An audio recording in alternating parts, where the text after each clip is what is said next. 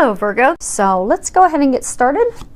I'm going to pull 3 cards from the Archangel Power Tarot deck by Doreen Virtue and Radley Valentine. I'm going to pull 1 from John Holland's Psychic Tarot for the Heart Oracle deck. Move these up a little bit. And I'm going to pull 2 final cards from Doreen Virtue's Romance Angels deck. Okay. Let's go ahead and see what we've got here. Okay. So starting off with the 3 of Michael.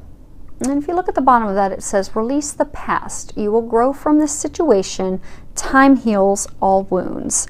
And what I'm getting from this is that some of you have recently ended a relationship. You ended it, they ended it. It was a good decision, right thing to do, but it's painful right now. And what I'm getting is that it's important that you take the time to heal, and that you know that you don't have to do this alone. You're completely surrounded by angels, as well as friends and family that support you. So ask for their help and lean on them for their assistance to help you get through this. And they're also saying that you need to forgive yourself, because I get that some of you are like really blaming yourself that the relationship came to an end, a conclusion, because of something you did or something that you didn't do. But what I'm getting is that they want you to know that that relationship was meant to end. It wasn't good for you. It wasn't meant to be. So you need to forgive yourself and everyone involved, including your ex and yourself. Completely forgive yourself for all the actions and choices and things that were done, things that were unkind, hurtful, and even anything that was done in error. Maybe you hurt the person and you didn't mean to. You need to completely forgive all of that, because that's what's going to heal you. And it's going to take time. It's not going to happen overnight, but it can go quicker, and the pain can be relieved in a quicker fashion if you ask for help, because you're surrounded by angels and they can't help you unless you ask for their help, and they want to help you because angels are messengers of God and they glorify God by helping us, but we have to ask for their help. So they want you to know that it's time for you to ask for their help and rely on them, and they are going to help you get through this. And they're also going to help you see it from a different perspective, because I do get that relationship was meant to go, and they're going to help you see why. They're going to help you see the big picture, and they're going to give you hope for the future by seeing why that all came about and how to let it go. Now, the other thing that I'm getting from this is that there's some of you out there, if you look, you see the dove, and they represent hope, purity, love. And I get for a number of you, you've had bad relationships in the past, but it's been a really long time. It's not a fresh, recent wound. It happened a while ago, and I get that you're like ready to move forward. You're ready to be in a relationship. You want to have a relationship, but you just are stuck, and you don't know why you're stuck. And you're getting frustrated and irritated with it because you just really want to have a partner, someone to share your life with, and it's just not happening. But what they want you to know is it's not happening because you haven't released the past with that ex who hurt you. So if you took the time to look at it, you would realize that even if the perfect person came into your life right now, you wouldn't let them in. You would have your guard up because you'd be terrified that they're going to hurt you because of your past pains and those things that, your past partner did to you and how they made you feel. And you're terrified and afraid that a new person will do that, which is why you're not moving forward with anyone, and you're not ushering and bringing love into you, because you're repelling, because you need to heal and release the past. Call on and ask your angels for their help, and they will help you release that.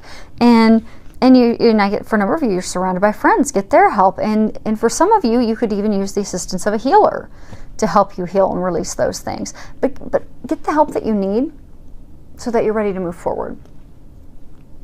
Okay. Next card is 5 of Ariel. And if you look at the bottom of it, it says you needn't go through your current situation, current challenges alone. Help is nearby, Negative thoughts create self-fulfilling prophecies. So you see the angel, she's just kind of stuck out in the cold all by herself. And I get that you have put yourself out in the cold. It's a decision that you have made. And you're making it harder on yourself, and you're creating more blocks for yourself. But if you would open up to the support and the help that you have from your angels and from people that love you, and if you'd be open and willing to accept their help, you'll notice that things will turn around quickly. And again, for some of you, you feel like you're super unlucky in love. Like, oh, I'm always left out in the cold. You know, I meet someone, I go out with them, it's a total flop and dead end, and this is just not working out for me, and I just, you know, I'm over it, and I don't even know why I'm going to date anymore, because I'm just going to meet somebody else that's going to, you know, not be the right person for me. I'm getting that's because of your own negative thinking. I get that because for a number of you, you've been burnt in the past and hurt, that you're afraid that's going to happen again. So what you do to protect yourself is you just go into it automatically thinking, saying, and believing that it's not going to work out, that they're not going to be good for you, that they're not going to treat you well, that, you know, it's just going to go downhill and they're just not going to be the right person. And that's what's happening, because you're creating self-fulfilling prophecies with all your negative thoughts and beliefs. But if you can release those negative thoughts and beliefs, if you can heal, because bottom line, you're doing that because you're afraid of getting hurt, you're afraid people aren't going to measure up. So if you heal yourself and stop the negative talk and those blocks that are keeping you from bringing love into your life, you will actually see things turn around, and you will usher in that relationship that you want. But it first starts with changing your mindset. Next card is Nine of Gabriel. At the bottom of it says, stay determined and move forward. Be prepared for any possibility. And what I'm getting with this is, there's some of you that are in a relationship and it's been pretty rocky. Been a lot of arguments, not really agreeing on anything, you know. He, she, they're standing their ground firmly. You're standing your ground firmly. You're just not compromising. You're not getting along. You're not loving each other. You're kind of really not liking each other anymore, because it's just been so rocky and just a lot of disagreements and turmoil. So what I'm getting is that you need to hang in there, because I get that the turbulent times are almost over. They are nearing the end. I get for a number of you that you will end the turmoil, and I get for a lot of you, you know, you've been arguing and having turmoil over a lot of big things. I mean, these aren't small things. I'm getting like, you know, you're trying to decide on where to move to, and you know, you don't want to move, but she does want to move. You're deciding on, you know, whether to have kids or not. You know, you want to have kids, but he doesn't want to have kids. I mean, they're not small decisions. It's not like you're trying to decide, you know, where you're going to go and have dinner. I mean, these are big life decisions. And I get that you've made some headway, but I get that there are still a couple of things that you're just still going back and forth on and just not agreeing on or compromising on. But what they want you to know is you are nearing the end of it. Just don't give up. You've come a long way. You're almost done. Stand your ground, but also, you know, be willing to work on a compromise. Don't be, because I get some of you are just being stubborn. It's just like you're digging the shovel in, you're standing your ground, and you just don't care because you just have so many months of frustration. You're just over it. But be loving, be compassionate, be willing to compromise, find a middle ground, but also stand up for yourself. Don't just, you know, go and agree with what they're wanting just simply to end the conflict, because it does need to be a mutually beneficial agreement. But be prepared for any possibility that's going to work it out, because I do get that it's going to work out. Just have the confidence. Don't give up, because I do get it's been a pretty tiresome 3 to 6 months, but you're about to clear this last challenging decision in your relationship so that you can move forward. And I get for a lot of you, it's so that you can move forward and build the foundation of your family. So you see they've got the garden behind them, and because I do get that these are big decisions, and it is the foundation of building your family. And like I get for a number of you, it's like you jumped in, you got married, and then you're like, okay, where do we go from here? Are we going to move? Are we going to have kids? Are we not going to have kids? You know, we're going to start a business, and it's just like big decisions. But I do get that you're going to have a firm foundation because there is a lot of love, and I do get that the conflict is nearly over, and you are going to make the decision, you are going to compromise, and you will have a strong foundation which to build your family and your life. Next card we have is Control. And what I'm getting with this is there's a lot of you that are just really trying to control the situation. And I'm going to read the guidebook. This card comes from the John Holland deck, which is the Psychic Tarot for the Heart. And this is a major arcana card. And so, you know, you've got your minor arcana, which are just, you know, your daily, you know, day-to-day life decisions and happenings and activities. But I get that this is a major arcana, which is it's a major catalyst in life. It's a major thing that's holding your life back. So when people, you know, are having big blocks in large areas of their life, you know, career, in this instance, love, and they can change something that's a major arcana, their life will catapult and change in that area if they do the work that's being encouraged. So for this, I'm going to go ahead and read a little bit of this. Okay. In order to flourish, relationships must be fluid and free, rather than overly rigid and controlled by emotional neediness or insecurity. It's important to master your emotions so that they do not rule the relationship. A partnership based solely on emotion is out of control and out of balance. Self-control is key here. Act from a combination of emotion and intellect, and your relationship will thrive and grow. Be sure that your influence is gentle and loving. This is not a time for domination. This card asks that you accept another person's uniqueness and not require that person to conform to a mold of your choosing just to make you feel more comfortable. So with self-control comes confidence. It allows the situation to unfold, and then you can detach yourself from the outcome.